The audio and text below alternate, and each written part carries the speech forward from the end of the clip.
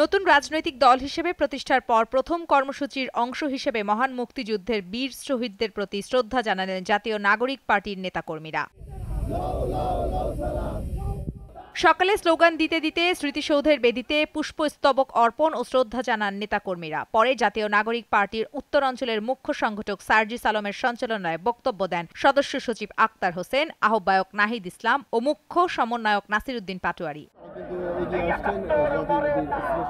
1971 সালে লাখ লাখ শহীদদের জীবনের বিনিময়ে যে স্বাধীনতা এসেছে, যার মূল মন্ত্র ছিল সাম্য ও সামাজিক সুবিচারের বাংলাদেশ, আমরা এনসিপির নেতাকর্মীরা অঙ্গীকারবদ্ধ সেই বাংলাদেশ নির্মাণের কাজ করে যাব বলে জানান দলটির সদস্য সচিব আক্তার হোসেন। 71 সালে লক্ষ লক্ষ শহীদের জীবনের মধ্য দিয়ে আমরা যে স্বাধীনতা পেয়েছি, সেই স্বাধীনতার যে মূল মন্ত্র ছিল সাম্য, মানবিক মর্যাদা এবং সামাজিক সুবিচারের বাংলাদেশ।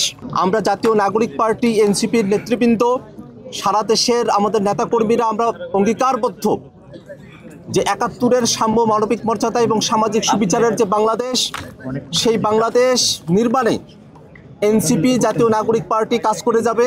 এ সময় নতুন প্রজাতন্ত্র গড়া এবং তার জন্য একটি নতুন সংবিধান গণপরিষদ নির্বাচনের প্রয়োজন বলে জানান জাতীয় নাগরিক পার্টির আহ্বায়ক নাহিদ ইসলাম। জুলাই গণঅভ্যুত্থানের বিচার দ্রুত কার্যকর করার আহ্বানও জানান তিনি। জুলাই গণঅভ্যুত্থানে সংগঠিত যে গণহত্যা, সে গণহত্যার বিচার দ্রুত সময়ের মধ্যে কার্যকর দেখতে চাই এবং বিচারিক প্রক্রিয়ার মাধ্যমে আওয়ামী লীগের রাজনৈতিক ফয়সালা এই বাংলার মাটিতে করতে হবে। আমাদের যে সার্বভৌমত্ব, সেই সার্বভৌমত্ব বারবার হুমকির মুখে পড়েছে।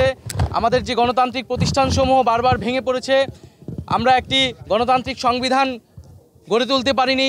একটি একদলীয় সংবিধানের মাধ্যমে ফ্যাসিজম এবং একদলীয় স্বৈরতন্ত্রের বীজ বপন করা হয়েছিল। পুরনো সংবিধান এবং শাসন কাঠামো রেখে নতুন বাংলাদেশ বিনির্মাণ সম্ভব বলে মন্তব্য করেছেন নতুন রাজনৈতিক দলের জাতীয় নাগরিক পার্টির নেতারা। নামিরা আহমেদ, চ্যানেল 9।